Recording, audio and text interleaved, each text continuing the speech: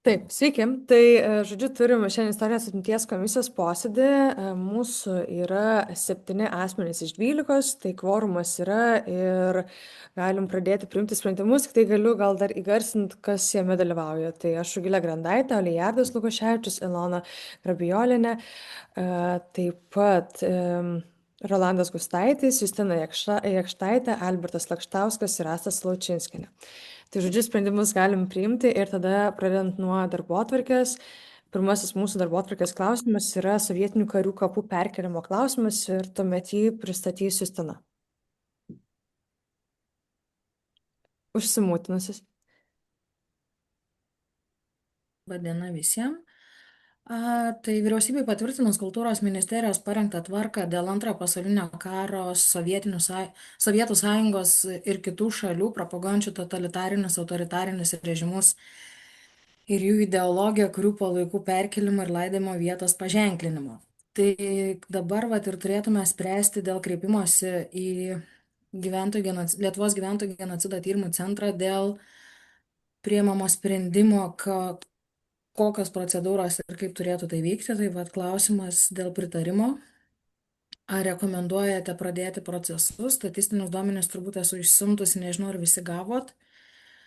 Kol kas yra skaičiuojama, kad vieno kūno perkelimo suma neviršyje 1050 eurų. Tai kol kas tokie yra preliminarūs skaičiavimai, mes turime apie 2000 palaidojimų. Tai čia dar tokiam įkontekstinimui. Tai mes kalbam apie naujas vyriausybės pataisas, kurios įpareigoja ar rekomenduoja vis tik, kad iš Kol kas yra atsiprašau, kol kas yra rekomendacinio pobūdžio, dar nėra taip, bet tai nėra tai, kad privalu, bet pati procedūra nėra trumpa, nes pradeda nuo Lietuvos gyventojų genocido tyrimų centro pažymos ir rekomendacijos atlikti procedūras, tada yra suformuojama tarp institucinio lygmens komisija, kuri priima sprendimus, rekomendacijas ir visus kitus veiksmus koordinuoja kartu su savivaldybė atliekant tokią procedūrą. Tai mūsų tikslas tada yra, ta prasme, pritarti kreipimusi į gyventojų genocido centrą, ar mūsų tikslas yra, ta prasme, pritarimas arba nepritarimas, kad iš principo būtų palaikai perkeliami. Koks mūsų sprendimas yra? Mūsų šio susitikimo tikslas tai būtų įsivertinti ir pradėti, nežinau kaip tiksliai vardinti, nusistatyti gairias, kuriomis vadovaujantis nusidėlioti darbus, kurių imtis, atsiprašau, mano balsas lūžinėti man ganėtinai sudėtinga, ir nusimatyti procesus, kuriuos pradėti. Bet, ta prasme, tai kitaip tariant, mes turim galimybę nepritarti. Turiu omeny nerekomenduoti apskritai, tarkim, pradėti. Nes aš suprantu, kad ta tarp institucinė nacionalinio ligmens darbo grupė, ji kažkaip priims tą galutinį sprendimą. Galutinį sprendimą tai priims tarp institucinę, o mūsų tai būtų dėl pačios pažymos nusistatymo, galbūt ne tai, kad ar pradėti ar nepradėti procesinių veiksmų būtent perkelimui, bet pirmą nusistatyti ir įsivertinti palaidojimų skaičių pagal genocido tyrimų centro parengtas pažymas. Nes dabar turim galiojančias iš 1989 metų statistinius, turim 2004, 2014 ir 2018, kuomet keitėsi vyko tam tikri procesai, tai to tikro skaičiaus palaidojimų mes neturim. Tai turbūt būtų pirmas klausimas dėl rekomendacijos pasitikslinti duomenis apie galimus palaidojimų skaičius. Nu, tiesą sakant, tada tokiu atveju aš visai gal ir net matau, nes mūsų čia komisijos, tiesą sakant, labai kažkokį tokį sprendimą reikalingą dėl to, kad procedūriškai tai nieko nelems, bet mes turėsim patikslinti tuos duomenis. Tai ar jie bus perkeliami ar nebus, turėti tikslius duomenis vis tiek yra svarbu ir vertinga. Tai kalbant, jeigu čia yra reikalingas tik sprendimas, rekomendacija dėl duomenų surinkimo, tai man atrodo, kad taip, tai yra svarbu turėti. Kalbant apie tokią poziciją dėl paties perkelimo, tai mano asmeninė nuomonė, aš nelabai suprantu dabartiniam kontekste geopolitiniam ir aplinkybėse viso to poreikį, kadangi mes nesam mūsų kaimyninė valstybė, kuri tokius procesus atlieka, bet kaip tai reglamentuoja ir tam tikri tarptautinės teisės aktai, tai ir pati, ta prasme, pats iškasimas, ne tai, kad iškasimas, bet pati egzumacija ir visi dalykai, kaip ir girdėjom, jie tikrai kainuoja ir didelius pinigus ir turi būti atliekami su atitinkama reglamentacija ir suvokiant skaičius, kiek mes tokių turim palaidojimų žasliuose žiežmariuose, man atrodo, kad tai nėra šio laiko prioritetinis klausimas. Nes prioritetinis klausimas iš tiesų, kad tos vietos nebūtų stabai ideologiniai ir tą sutvarkė, reglamentavo dekomunizacijos įstatymas, taip trumpai tariant, kada mes nuėmėm tuos vadinamus balvonus ir tos vietos nebeteko tos tokios garbinimo vietos prasmės, bet palaikų iškelimas, nu, man atrodo, kad jau yra šiek tiek kitas klausimas, tai kadangi šiaip ar taip mes to nespręsim, bet, nu, tiesiog, man atrodo, kad, nu, tokia pozicija, tai nežinau, kolegos, kaip jūs dar galvojate.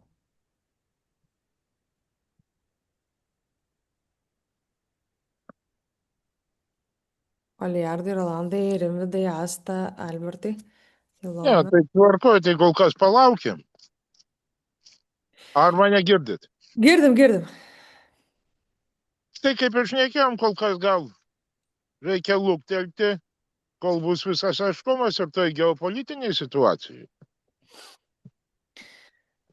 Nu taip, tarsi, iš principo, atvirai pasakius, tada jūs, na, aš iš tiesų gal net nematau poreikio priimti sprendimus. Ta prasme, čia yra darbinė tvarka, nu, jūs kreipiate, žinai, kaip ir visi tie klausimai, susižiūrit informaciją ir čia, nu, realiai nieko nelima. Tai turbūt aš gal tada net siūlau formuluoti, kad šį klausimą išimam iš darbotvarkės, kuriam reikalingas toks oficialus kažkoks sprendimas, pasitarėm ir turbūt gal taip matom. Ar yra prieštaraujančių tokiai pozicijai? Tinka. Gerai. Olijardai. Pritariu. Tinka. Taip, pritariu. Pritariu. Gerai. Kitas klausimas, Darsūniškio miestelio statuso suteikimas, tai trumpai kontekstas. Tai esame gavę matyt, kad na, vietinio žmogaus perdavė tą kreipimąsi būtent Kruonio seniūnas, kuris kviečia įsivertinti galimybės ir Darsūniškio miestelį suteikti miestelio statusą. Tai yra ir ten tame rašte yra įvairių minima ir istorinių kontekstų, bet gal dar, nu, vat, keli akcentai iš to paties rašto, kas svarbu mūsų diskusijai, kuo jis grindžia galbūt tą norą.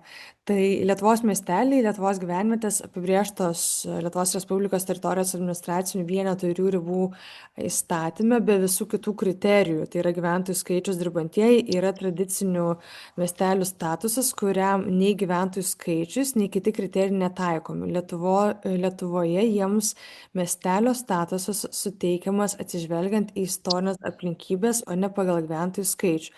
Tai aš suprantu iš rašto, kad pagal teisės aktus įvertinus istorinės aplinkybės, teoriškai yra įmanoma suteikti tą miestelio statusą. Ir vat, tai kadangi mūsų komisija turi labai aiškiai apibrėžti, diskutuoti apie klausimus istorinės imties tema, tai turbūt mums ir verta labiausiai vertinti šitą kontekstą, kiek jis yra pagrystas ir atitinka tą miestelio idėjas visą dalyką, o tada jau tie visi teisiniai niuansai, kaip tai padaryti ir kiti, tai čia jau tikriausiai kitų savivaldybės administracijos padalinių kompetencijos klausimus.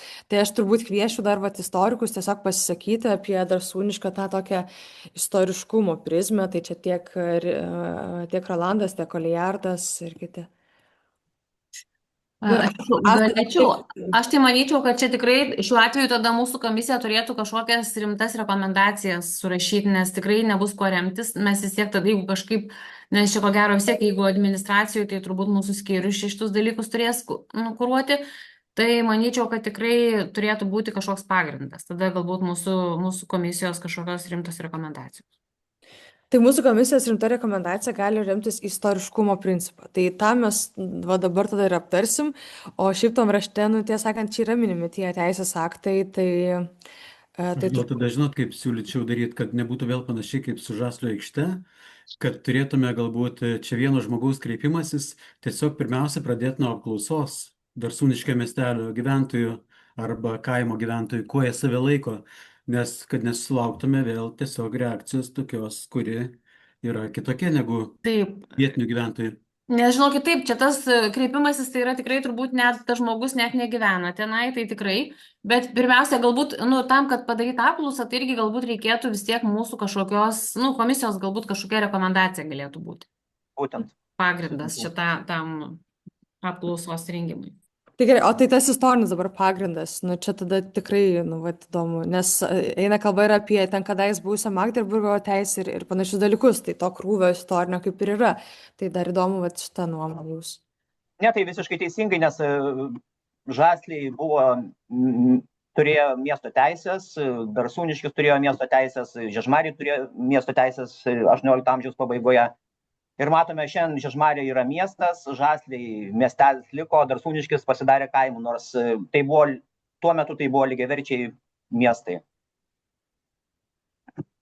Nuo 18 amžiaus pabaigos Darsūniškis juk turėjo savo herbą, 18 amžiaus pabaigoje pastatyti 2 miestelio vartai, čia unikalus reiškinys Lietuvoje, 3 vartai pastatyti jau vėliau, 20 amžiaus pradžioje, o tie vartai pastatyti ant miesto ribos ir jie žymėjo miesto ribas.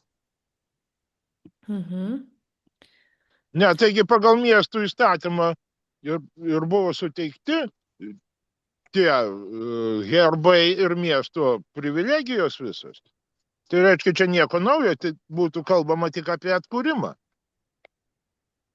Nu, kažkuria prasme taip, bet turbūt čia yra iš tiesų labai teisinga prieiga, ką Olijardas užsiminė, kad pati idėja graži, mes nuo komisijos matyt tada galim formuluoti tą tokią istorinę rekomendaciją, kad iš tiesų būta tų dalykų ir rekomenduoti pačiai, nežinau, ten Kruonio seniūnijai, Darsūniško bendruomeniai surengti susitikimą ir įgyvendinti tiesiog balsavimą patį. Bet čia turbūt, aš galvoju apie tą balsavimą tokį, žinot, kaip tu tiesiog paleidai jį sausą, ar norit, kad būtų miestelis be konteksto, nes iš tiesų tikriausiai yra ir daug naujakurių ir panašiai. Tai tas klausimas vietiniams gali keistai skambėti, nes realiai pagal gyventojus ten yra kaimas. Tai gal čia verta pasvarstyti dar apie variantą kažkokio tai susitikimo su tuo pačiu žmogum, kuris tą raštą parašė, su bendruomenė, Darsūniška, kuri yra šiaip jau labai aktyvi vietinė bendruomenė. Tai ar su mūsų komisija susitikimo pasidaryti, gal kažkokį pranešimą perskaityti apie tą istorinį kontekstą ir jau po to tada, tą apklausą gyventi. Nežinau, kaip jums tokia idėja atrodo. Aš tai galvoju, kad Darsūniškis kaip niekas turi tą istorinę atmintį pačią geriausią, ko gero žymiai aktyvesnę nuo 88 negu Kaišiadorys. Tai tikrai jie tą savo praeitį žino ir buvo tokia knygutė apie Darsūniškį ir knyga dabar straipsnių rinkinys apie Kruonį. Tai jie tikrai žino labai daug medžiagos ir Lapinskas tebėra juk dar organizatorius, bendruomenės aktyvus tenai. Tai aš galvoju, kad tos istorinės medžiagos jiem tikrai tokios netrūksta, bet mums tik reikia žinoti jų pačių apsisprendimą, kad mes žinotume bent jau daugumos gyventojų pritarimas arba nepritarimas. Mes nežinome, kokiu tai sukels jiem galbūt tas pavadinimo keitimas ar dokumentuose kažkokių išlaidų ar panašių dalykų. Mes nežinom tokių elementarių dalykų, kurių jie paklaustų pirmiausia, turbūt jiem netai svarbu, ar čia kaimas ar miestelis, bet kiti dalykai. Bet mano žiniom, kad niekas nesikeičia, Olijardai. Ar yra Darsūniškis, ar yra Žasliai, nerašaigi niekur kaimas ar miestelis? Rašai kaimas arba Rašoma, adresų knygoje rašoma. Jo. Arba miest. Masatila, jo. Reiktų dar pasidomėti, bet man atrodo, kad čia jokio skirtumų mokesčiuose tikrai jokio skirtumo nėra. Jeigu būtų miestas, tada atsiranda mokesčiai didesni. O miestelis ir kaimas čia yra labiau gal psichologinis dalykas, mano suvokimu. Tai tą techninę dalį tada mes dar pasiaiškinsim, Asta, ir čia su jūsų skyrium. Tai tada turbūt aš gal formuluočiau šito klausimu tokį sprendimą, kad rekomenduojame visų pirma tam Darsūniškio bendruomeniai gyventi gyventojų apklausą, ar jie pritarė miestelio statuso suteikimui ir esant pritarimui. Ir tada išdėstyti, kad istorinė prasme komisija pritarė, kad miestelis turi visą atitinkamą praeitį, kuri gali kanotuoti miestelio statusą, bet galutiniam sprendimui reikalingas pačių gyventojų apsisprendimas. Ir gal dar net galim užsimti, kad esant poreikiui bendruomenė gali organizuoti susitikimą, kuriame ten plačiau būtų aptarta kažkokie istoriniai dalykai. Nu, tiesiog duoti gal tokio, na, nežinau, įkvėpimo palaikymo, kad su mumis gali tartis ir bendradarbiauti, jeigu ten norėtų pasitarti kažkokiais ir istoriniais klausimais. Tai va, tai turbūt tada tai formuluočiau ir kvieščiau balsuoti. Ir gal klausiu taip, ar yra prieštaraujančių? Negirdžiu ir nematau, tai tuomet laikom, kad taip ir suformuluosim rekomendaciją savivaldybei. Taip, tuomet dar vienas klausimas dėl gatvės ardų steigimo Stasiūnų kaime ir čia tuomet prašysiu Astos pristatyti šį klausimą. Gerai. Tai sveiki visi. Yra kaip ir toksai prašymas suteikti dviem gatvėm pavadinimus. Yra detaliuoju planu suplanuotas naujas kvartalas parko gatvės gale Stasiūnuose. Nežinau, gal pavyktų man pasidalinti, galėčiau galbūt. Aš iš tiesų tai šiaip visi gavo, tikriausiai matėt, ar ne, tą schemą. Ne, jaučiu, man neleidžia, atsiprašau, neleidžia dalytis, tai žodžiu, nemoku, ta prasme, neišeina, čia man pasidalinti neleidžia, yra lentelė iškrito, kad negaliu. Tai šitą, tai gerai, tai tada, nu vis tiek čia, nežinau, galima galbūt regiją atsidaryti, pasižiūrėti, jeigu tai yra ten yra ten toks kvartalas suplanuotas ir tokie du įvažiavimai, tokie akligatviai, ta prasme, kaip ir gatvės. Tai vat reikėtų pavadinimus joms suteikti. Ir iš tikrųjų, tai žinokit, tos pavadinimus, tai galim kažkaip tai galvoti, tai, kaip sakyt, dėtis į savo kažkokią lentyną ten vidinę, nes tikrai, žinokit, yra planuojama nemažai, kai čia darys tų kvartalų dabar naujų ir tikrai bus čia tų naujų gatvių, tai vat, galim tikrai, kaip sakyt, galvoti. Tai šitas aspektas yra svarbus, nes turbūt formuojant, čia, kai reikia kažkokią vienetinę gatvę suteikti vardą, tai yra viena, bet kai yra formuojamas kvartalas, tai yra daugiau vietos kažkokiam konceptualiam pamastymui. Tai čia iš tikrųjų tada, Asta, gal net būtų įdomu, tiesiog tą visą kontekstą kitą kartą pasižiūrėti, matyti, tai įdomu. Galėčiau tokį brėžinuką gal kažkokį. Jo, bet čia šiuo atveju... Nežinau, kolegos, gal pasižiūrėti ir turit kažkokių minčių, ypatingai galvoju, kokios aplinkui yra gatvės, kad suprasti tą tokią erdvę. Parko gatvė ir kaip ir ten toliau. Dalios sodyba, ten už Dalios sodybos, žodžiu. Taip, čia tos naujos gatvės tarp Stasiūnų kaimo ir Strošiūnų šilo, tai galima su gamta kažkas tai tokio. Taip. Šilas yra ir bus. Šilo gatvė yra, tarp kitko, ten, kur Roko sodyba. Na, Stasiūnai, tai čia buvęs Vladikiškių dvaras, tai tie patys Remeriai, tas pats dvaras, nežinau, dvaro gatvė galėtų būti, Dvaro gatvės nėra dar niekur? Šalia dvaro ten irgi planuojamas yra, kaip ir pradėtas planavimo procesas ten, tai ten arčiau dar... Pačiam visiškai prie pat parko ten buvusio. Jo, tai galima tuos istorinius pavadinimus palaikyti tam artimesniam. Taip. O čia, aš kiek pasižiūrėjau, ten kažkoks upelis yra, bet likti bevardis. O šiaip tai tas kvartalas bus tarp Stasiūnų ir Strošiūnų šilo. Tai... O patys gyventojai, Asta, nežinot, neišreiškia kažkokio specifinio noro ten kažką? Tai, kad ten dar tų gyventojų nėra, ten tie sklypai suplanuoti ir viskas, ir dar jie, kaip sakyt, tik tai popieriuje. Tai va, tai. Kaip kiti, Aliardai, gal jūs kažką žiūrėt?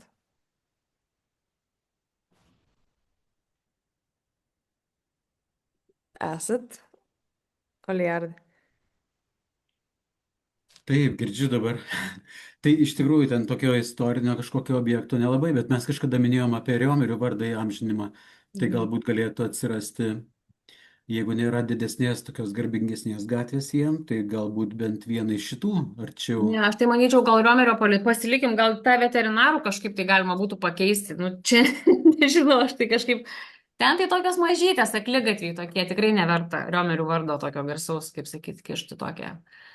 Aš gal irgi Riomerių vardą pasakočiau, bet čia gal galima tada, Nu, iš tikrųjų, kokį.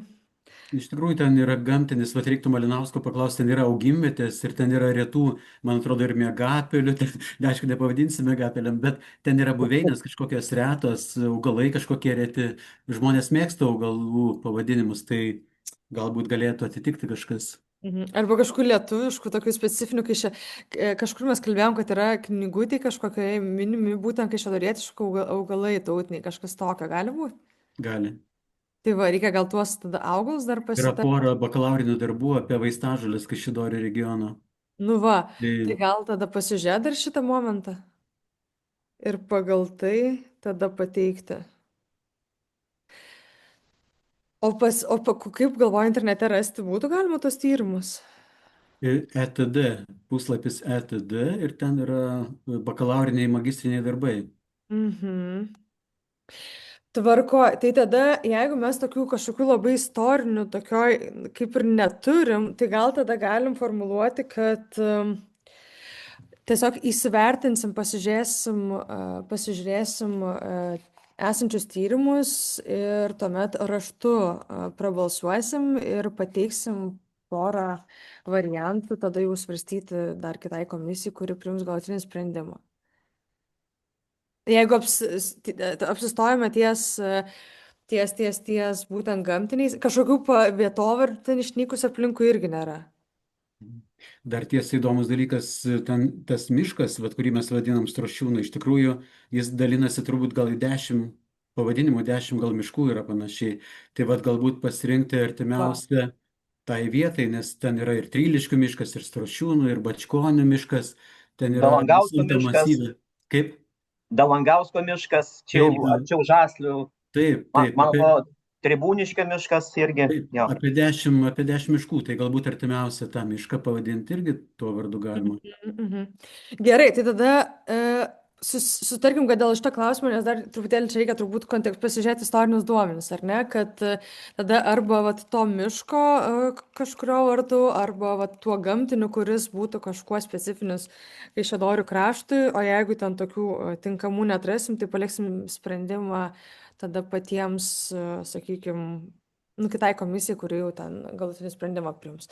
Tai tada raštu dėl šito klausimo sugrįšim, Rolandai, Oliardai, prašysiu ir jūsų pagalbos tam parenkant tuos vietovardžius. Galbūt dar vienas iš variantų yra, jeigu Riomerių taupom, tai galbūt yra pradininkas, yra Matas Riomeris, tai galbūt netgi išskirtume tą pirmąjį Riomerį, kuris yra va toje vietoje, galbūt, nu, kaip asmeninį, ne giminės vardu, bet asmens tiesioginio. Mato Riomerio. Irgi variantas M. Bet kad nemaišytume su Mykolu Riomeriu, kuris yra Bet dabar universitetas. pagal įstatymą, man atrodo, nebegalima trumpinti. Reikia, kaip ir Leopoldas Godovskis, yra būtina rašyti pilnais vardais pavardėm, jeigu aš neklystu. Nes labai gražiai skambėtų, nes yra kada M. Riomerio universitetas, gatvių labai daug, labai garsus tas M. Riomeris, tai va turėtume savo kitą asmenybę, Matą. Kaip atrodo, kolegos?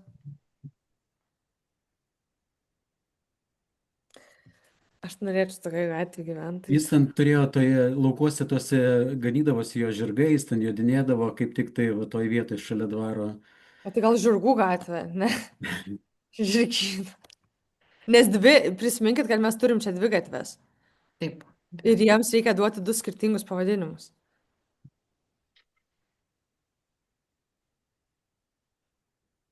Tai va šitas kontekstas svarbus visai. Tai gerai, tai tada turim iš ko rinktis. Žodžiu, yra konkretus Matas Riomeris, tuomet yra miškų tie pavadinimai ir tuomet laiškais dar dėl šito klausimo tiksliai susirašykim gerai. Miškų pavadinimai, tai čia šiaip miško gatvė tokia bendrinė, tai jau rastas Sūnuose ten visai netoli. Tai, Jo, miško tiesiog tai ne, tokį kažkokį. Arba dar vietovardžių pasižiūrėkim, kas ten buvo konkrečiai to vietovė. Tai tada su Rimvydai. Girdžiu. Tiesiog vardais Matėjaus ir Damašiaus. Kas yra Damašis? Riomeris. Ai, Damašis. Tai vieną Damašių, kitą Matą. Na, prasme, kad tai būtų toks ir sąsaja ir tik pasigilinus atrastum. Man trūksta to tokio archeologinio perliuko dabar. Aš kasinėjus. Tas būtų smagu. Nu gerai, bet šitą pasliekam, dar truputėlį reikia paieškoti. Tai tada rytoj turbūt, kad susirašykim ir tuomet priimsim tą jau balsavimų ir raštiškų galutinį sprendimą. Ir tuomet dar vienas paskutinis klausimas yra toks, kadangi turėjom tą atvejį su žasliais, kuomet atsirado tokia iniciatyva, kuri yra savyje talpinti istorinį visą kontekstą, bet mes apie tai sužinom akivaizdžiai per vėlai. Tai tam, kad užkirsti kelią tokiems, tokio pobūdžio situacijom, siūlau parengti rekomendaciją Kaišiadorių savivaldybės būtent administracijai, kurios tikslas būtų tiesiog visoms seniūnijoms, visiems seniūnams išplatinti tokį kreipimąsi arba, jau čia savivaldybės būdai ir formatai, kaip tai padaryti, bet tiesiog, kad kiekvieną kartą svarstant kokį nors klausimą susijusiu su istorinė atmintimi, būtų gaunama mūsų komisijos rekomendacija. Arba mes bent jau dalyvautume pirminėse etapuose svarstant tam tikras idėjas. Tai šiaip formaliai pagal mūsų nuostatus panašiai procesas ir turėtų vykti, bet ne visą laiką viskas suveikia, tai turbūt tas žaislio atvejs yra gera pamoka, kad būtų vertinga turėti šitą praktiką ir visais kitais atvejais. Tai čia turbūt noris pabrėžti, kad mes šiandien esam kažkokia kontroliuojanti įstaiga, esam rekomendacinio pobūdžio ir tas mūsų dalyvavimas visų pirma turi tą tokį norą kalbėtis, suprasti vieni kitus ir atrasti bendrus sprendimus. Ir turbūt čia nėra noras kažkaip visko neleisti, užkonservuoti, bet ieškoti tų tokių tarpinių variantų, kurie būtų aktualūs visoms pusėms, išlaikytų pagarbą ir istoriškumą, bet tuo pačiu leistų, kad ta istorinė atmintis veiktų dabartyje. Tai aš siūlau tokią rekomendaciją dar aiškiai išskirti savivaldybės administracijai, kad jį išplatintų seniūnijoms ir gal net ir seniūnai per seniūnaičius, kad visą tai praeitų tokią procedūrą. Ką manot? Gerai. Aš manau, kad gera rekomendacija ir dėl rekomendacijos, dėl turinio ir dėl komunikacijos truputėlį, kad vis tiek ir kad tas viešinimas būtų derinimai interesų, tokius akcentus sudėti iš tikrųjų, nes svarbu. Jo. Bet suprantate, tas viešinimas iš tikrųjų, jeigu jisai vyksta, pavyzdžiui, savivaldybės puslapyje, tai labai didelė tikimybė, kad ten nelabai kas ir mato jį. O kai jisai socialiniuose tinkluose ten paskelbia, pasidalina, tai tada jisai iškart kažkaip tai labai pasigauna ir aišku dauguma, ir tada kaip šiuo atveju su aikšte buvo, tai nežinau kažkaip. Tai būtent gal tai reikia akcentuoti, kad viešinti aktualiais ir priimtinais būdais, nes negali sakyti, kad žmonės neaktyvus ir kad jie neatsiliepia, nes kai kažkokia situacija tokia pasidaro jinai aštresnė ir kokie tai žiūrėkit, tada aktyviai norėtųsi kažkaip to ankstyvoje stadijoje to derinimo ir būtų ne tik dėl tai, kad pro formą tas įvykęs viešinimas, bet kad iš tikrųjų kažkokia ženkli dalis gyventojų būtų gavus ir grįžtamą ryšį suprasti, kad jį tikrai priėmė.